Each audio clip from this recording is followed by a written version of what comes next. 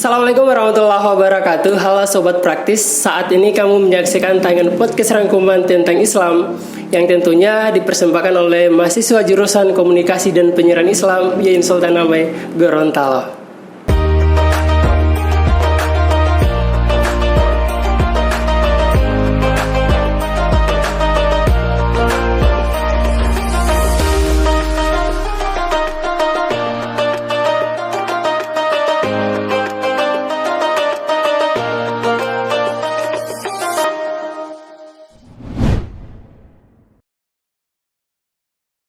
Santun dalam berkomunikasi, itulah judul praktis kita pada kali ini. Dan tentunya saya tidak sendirian, sudah bersama tamu praktis kita ada Bapak Sumarlin Adam SPD MPD. Assalamualaikum Pak. Waalaikumsalam warahmatullahi wabarakatuh. Alhamdulillah sehat. Baik.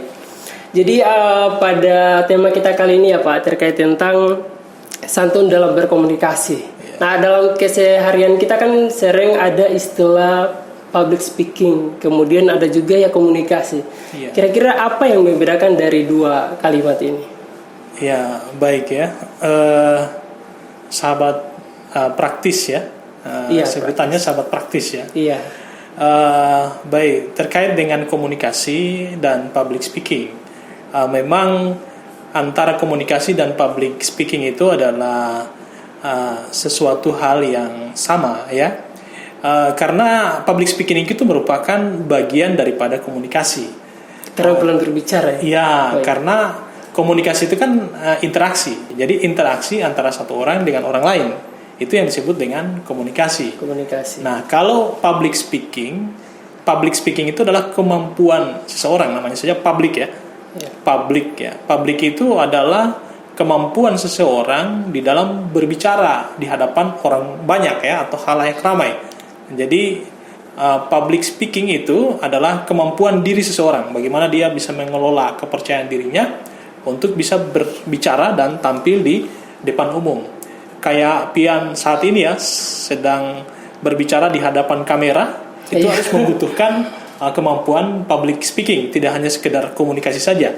Ada orang yang bisa berkomunikasi tetapi dia tidak memiliki kemampuan dan kepercayaan diri untuk berbicara di hadapan umum ya. Jadi seperti itu. Jadi intinya kalau ketika ingin berbicara di depan umum atau di halayak yang banyak, intinya harus punya keterampilan berbicara gitu. Iya, harus punya kemampuan untuk itu. Berarti kalau mempunyai keterampilan berbicara atau public speaking sudah tentu bisa komunikasi. Iya. Jadi kalau komunikasi itu biasanya itu kan merupakan keterampilan yang dibawa sejak lahir. Iya, karena sudah diajarkan oleh orang tua kita di rumah ya, bagaimana berbicara dengan ibu, dengan bapak, dengan paman dan lain sebagainya.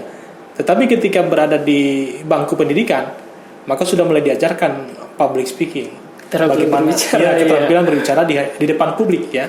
Ya gitu. Kalau berbicara dengan orang tua, dengan paman, dengan bibi, tante dan teman sejawat, itu tidak memerlukan public speaking ya, karena dia mengalir saja. Komunikasi biasa saja.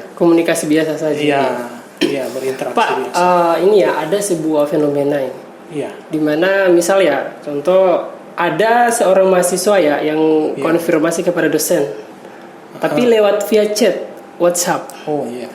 Pak ingin konfirmasi bahwa Bapak ada jadwal kuliah di kelas kami.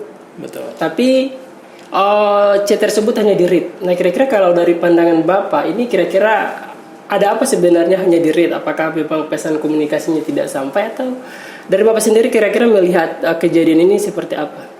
Jadi memang mahasiswa sekarang berbeda dengan saya dulu sebagai mahasiswa. Gitu ya. Kalau dulu kami tidak mengenal komunikasi yang tidak langsung ya. Kami lebih tatap-tatapan begitu ya.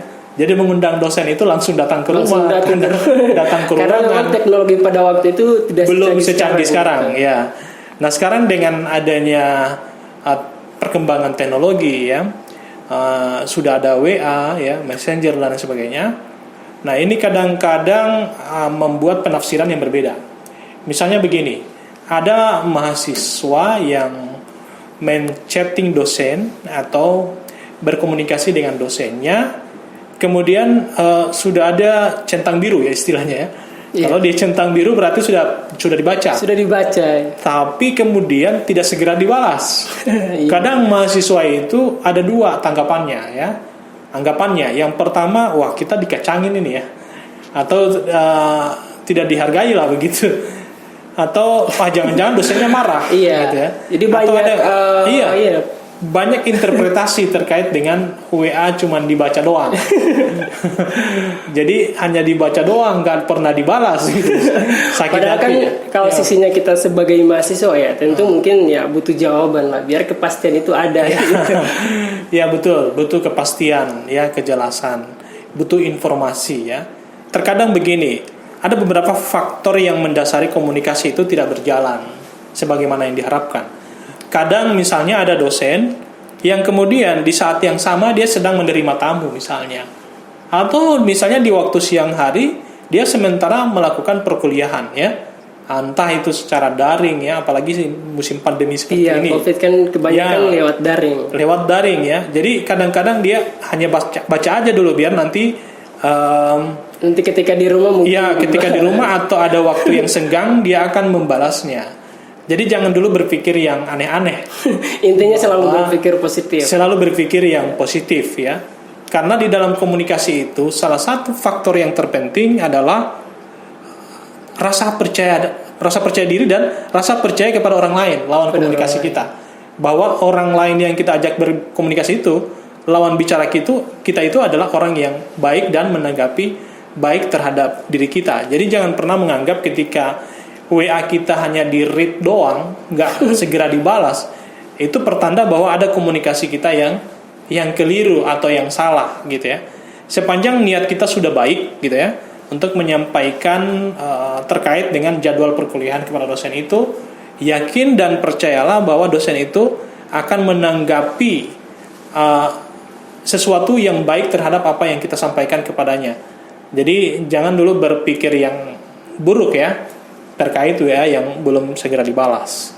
Karena ada mungkin beberapa faktor yang melatar belakangi sehingga kenapa WA itu tidak langsung segera dibalas oleh dosen itu. Iya, karena mungkin kesibukan dan lain sebagainya. Intinya betul, selalu berpikir positif. Positive thinking aja. Ya. Pak, ini kan kita gimana ya?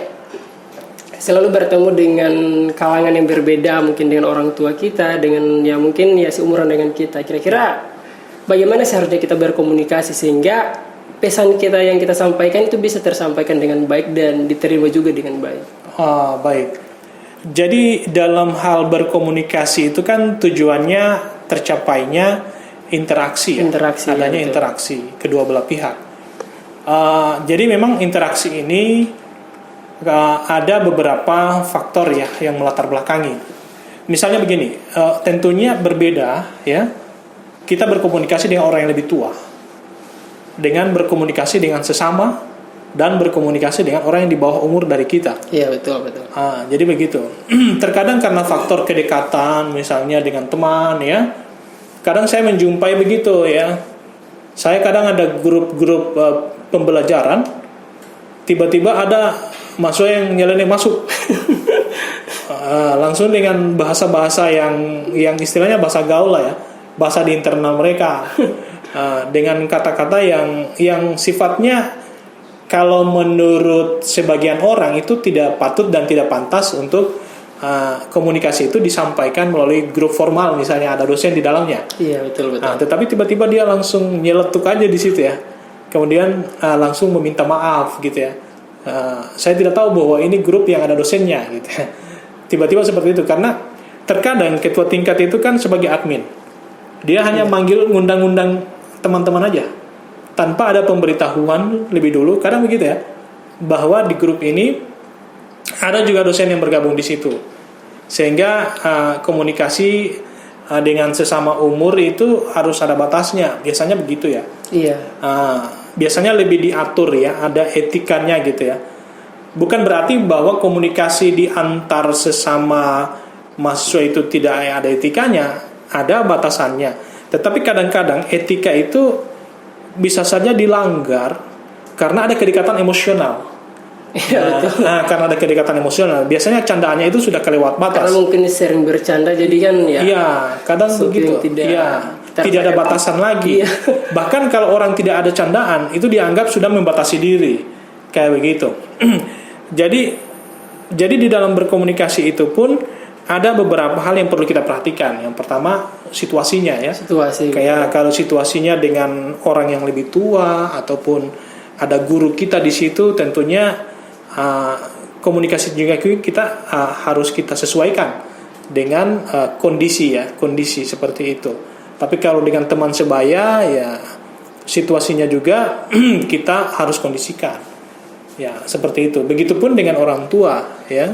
Intinya kita selalu memosisikan berkomunikasi dengan siapa, kita punya aturan mainnya gitu. Ada aturan mainnya sesuai dengan kondisi dan tempat gitu ya. Jadi jangan sampai salah tempat. Sehingga pesan kita tidak bisa diterima dengan baik. Ketika kita salah tempat kan gitu. Betul. Jangankan dalam berkomunikasi, dalam berpakaian pun seperti itu. Ya, misalnya begini, kalau kita mau menghadiri pesta, kemudian kita pakai kaos oblong, pakai sandal jepit, itu bagaimana? Ya. Tapi kalau kita hanya pertemuan santai dengan teman-teman, mau ngerumpi, kemudian kita pakai sepatu, pakai kemeja, kan walaupun itu patut dan pantas, tetapi juga melihat situasi dan kondisi yang ada di situ. Intinya tempatkan segala sesuatu pada tempatnya. Ya, seperti itu kira-kira. Di dalam berkomunikasi juga seperti itu. Tetap latar ataupun situasi itu juga turut mempengaruhi dalam berkomunikasi. Pak, kalau misal kita tarik dalam ranah Islam ya, kira-kira dalam Islam sendiri ada tidak mengatur komunikasi kita biar lebih baik, atau bagaimana caranya kita kalau dari pandangan Islam sendiri? Oh ya, baik. Jadi begini, agama kita itu adalah agama yang sempurna. Sempurna ya. Gitu. Jadi agama Islam itu adalah agama yang paling sempurna. Jadi segala sesuatu itu diatur ya. Bahkan dalam berkomunikasi pun kita diatur di dalam Al-Quran itu sebagai sumber segala ilmu pengetahuan ada di situ. Iya, betul. Di dalam berkomunikasi pun ya, saya mencontohkan salah satu ahli ya dari Amerika ya, itu namanya Grace ya. Grace juga ada Leach ya, ada Brown Levinson yang mengatur masalah tata cara ataupun etika dalam berkomunikasi. Jadi jauh sebelum Grace, Leach dan Brown Levinson mengeluarkan tentang aturan ya ataupun etika di dalam berkomunikasi, Al-Quran sudah lebih dulu membuat prinsip aturan di dalam berkomunikasi itu. Seperti contohnya ada salah satu prinsip ya di dalam berkomunikasi sesuai dengan standar Al-Quran. Berarti punya standarnya juga di Al-Quran. Iya, di Al-Quran punya standar. Seperti kaulan karima ya. Berkatalah sesuatu yang mulia. Yang mulia. Jangan pernah merendahkan orang. Tidak bisa sama sekali kita merendahkan orang. Meskipun dia itu mungkin derajat sosialnya lebih rendah dari kita, tetapi kita tidak boleh berkata-kata kasar kepada dia. Ya, kemudian yang kedua, kita juga harus kaulan sadidan. Jadi berkatalah yang benar ya. Jadi sebelum ada slogan katakanlah yang benar meskipun pahit, Al-Quran sudah mengatur hal itu, mewajibkan setiap umat muslim, setiap orang yang beragama Islam untuk berkatalah yang benar ya, walaupun itu pahit ya. Kemudian ada kaulan maisura. Jadi berkata-katalah yang lembut gitu ya, yang lemah lembut. Kaulan lainan juga demikian ya. Kemudian ada kaulan ma'ruf ya, menganjurkan sesuatu yang baik-baik saja ya, untuk kebaikan ya, mendorong orang untuk berbuat kebaikan. Jadi ini di dalam konteks Al-Quran sudah dibahas soal itu. Kemudian kalau dalam konteks komunikasi secara umum, ada yang disebut dengan prinsip kualitas ya, maksim kualitas. Ada aturan itu maksim ya, maksim tata cara berkomunikasi itu ada yang namanya maksim kualitas ya. Maksim kualitas. Kualitas itu jangan terlalu berlebih-lebihan di dalam berkomunikasi. Jadi berlebih-lebihan seperti apa kira-kira? Iya, misalnya ada, kalau dulu waktu saya masih zaman sekolah dulu, ada yang disebut dengan orang cerita tinggi, namanya certi. Ya. Melebih-lebihkan, padahal tidak ada itu di dalam dirinya. Jadi kualitas pembicaraan kita itu sesuai konteks saja, yang realitas saja ya. Jangan terlalu melebih-lebihkan sesuatu yang tidak ada diada-adakan. Itu di dalam prinsip komunikasi itu dilarang seperti itu. Tapi bagaimana Pak jika sesuatu melebih-lebihkan tapi dia untuk menghidupkan suasana atau mencairkan suasana? Kan terkadang ada sesuatu yang melebih-lebihkan, dia lucu itu. Dia lucu dan akhirnya suasana pun tercairkan. Itu kira-kira bagaimana kalau dalam prinsip komunikasi? Jadi berbeda ketika berlebih-lebihan di dalam komunikasi dan menghidupkan suasana. Oh gitu ya. Itu sesuatu yang berbeda. Jadi kalau orang tersebut bermaksud untuk bagaimana dia menghidupkan suasananya, berarti orang tersebut menginginkan agar komunikasi itu mencair ya. Tujuannya baik ya. Kalau yang dimaksud dengan berlebihan itu adalah dia terlalu membanggakan dirinya. Biasanya orang tidak suka berkomunikasi dengan orang yang melebih-lebihkan gitu ya. Misalnya walaupun dia seseorang yang kaya, tetapi kalau itu ditampilkan kayak istilahnya itu yang publish, biasanya orang kurang suka ya. Tetapi kalau tujuannya adalah untuk menciptakan suasana yang harmonis di dalam komunikasi, tentunya tidak bermaksud menyombongkan diri orang yang seperti itu. Kadang dosen ya biasanya sudah jenuh mahasiswa, dia mencari sesuatu bahan candaan lah gitu ya. Humor lah ya. Tetapi bukan berarti berlebih-lebihan itu ya. Tetapi dia justru membuat bagaimana komunikasi itu atau orang yang mendengarkan itu tidak jenuh ya, tidak bosan, kaku, tidak kaku ya. Jadi tidak ada larangan Pak ya dalam konteks komunikasi sendiri seperti itu, tidak ada larangan. Tidak ada larangan ya. Bahkan Nabi Muhammad pun pernah bercanda dengan seorang nenek gitu ya. Seorang nenek pernah datang ke Rasulullah. Ya Rasulullah, seperti apakah aku ini masuk surga? Kata beliau menyampaikan bahwa kalau nenek-nenek tidak akan masuk surga. Tidak begitu. Si nenek itu kemudian lantas sedih ya. Waduh, sia-sia ibadahku selama ini, kata dia. Karena tidak ada nenek-nenek. Tidak ada nenek. Tapi Rasulullah kemudian menyatakan bahwa Nek, tidak begitu maksud saya. Maksud saya kalau nenek sudah berada dalam surga, nenek akan menjadi muda lagi. Sehingga kemudian dia tersenyum, ya begitu. Masih terkait komunikasi ya. Ini kan kalau misal kita dalam suatu tempat ya, kadang kita bertemu dengan orang yang berbeda, misal budaya gitu. Jadi kan masing-masing budaya punya ciri khas dalam berkomunikasi. Ya, terkadang dari perbedaan kita berkomunikasi, dari latar belakang kita yang berbeda, akhirnya terjadinya sebuah komunikasi yang tidak baik. Karena ya mungkin menurut budayanya ini baik, ternyata ketika disampaikan kepada orang yang berbeda budaya itu ternyata tidak sesuai. Kira-kira Bapak sendiri berbeda latar belakang atau budaya begini, kira-kira bagaimana memandang seperti itu? Komunikasi. Oh iya, baik. Di IAIN ini kan bukan hanya satu etnis ya, bukan hanya Gorontalo. Ada beberapa etnis tertentu ya di luar Gorontalo yang juga menimba ilmu di sini. Jadi memang di dalam komunikasi ada begini ya. Ada perbedaan budaya itu juga. Kalau di kampus itu kan ada namanya komunikasi antar budaya. Iya betul, antar budaya. Komunikasi antar budaya. Bagaimana kita berkomunikasi dengan lawan bicara kita yang berasal dari daerah lain, gitu ya. Betul. Saya pernah mendengar begini, orang Ternate dengan orang Gorontalo. Iya, mereka kemudian berkomunikasi, ya, berkomunikasi.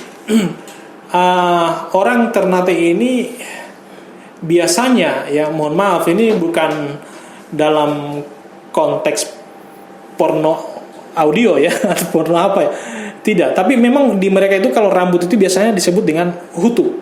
Hutu. Kalau di Gorontalo itu adalah alat kelamin laki-laki ya. Ya betul. Kau potong Hutu di mana? Nah, dia pikir padahal maksudnya adalah kau potong rambut di mana? Iya. Nah, sehingga orang Gorontalo ketika dengar itu dia biasanya tersinggung. Iya, ya. betul. Nah, kemudian ada juga begini, waktu saya pernah ke Jakarta baru pertama kali dengan teman saya ya dari Gorontalo. Dia sosokan tidak mau kalah aksi gitu ya. Dia bertanya ke salah satu pedagang di sana ya. Dia bertanya, Mbak, berapa air aqua satu ya? Satu gelas itu aqua gelas. Nah, disebutlah si nenek itu, si pedagang itu katanya harganya ini gope, Mas, gope. Dia kan tidak tahu itu gope. Tapi karena dia malu bertanya, akhirnya dia tawar, dia bilang, boleh nggak pego? Akhirnya si penjual itu bertanya ke dia, bingung kan, Mas itu pego berapa ya? Akhirnya dia juga bertanya, nah kalau begitu gope itu berapa? Dia bilang, gope itu 500 Mas. Ya kalau begitu pego itu 250. Jadi akhirnya nyambung di situ. Menciptakan sesuatu yang baru. Sesuatu yang baru. Salah. Tapi itulah ya, kalau kita berkomunikasi dengan antar budaya yang berbeda. Misalnya Pian saya tahu orang luar daerah. Janganlah membawa entitas daerah.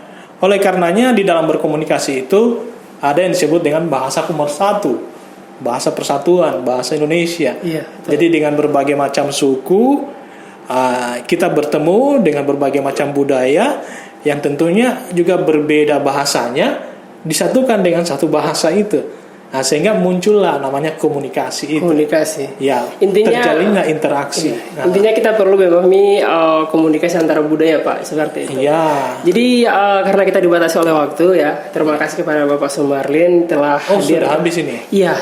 Ternyata tidak terasa ya. Ya, sudah di penghujung. Iya.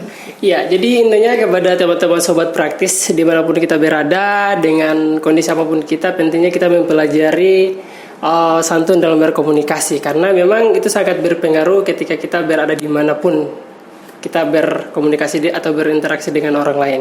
Sampai di sini perjumpaan kita, dan sekian la tahjan innallaha ma'ana. Wassalamualaikum warahmatullahi wabarakatuh.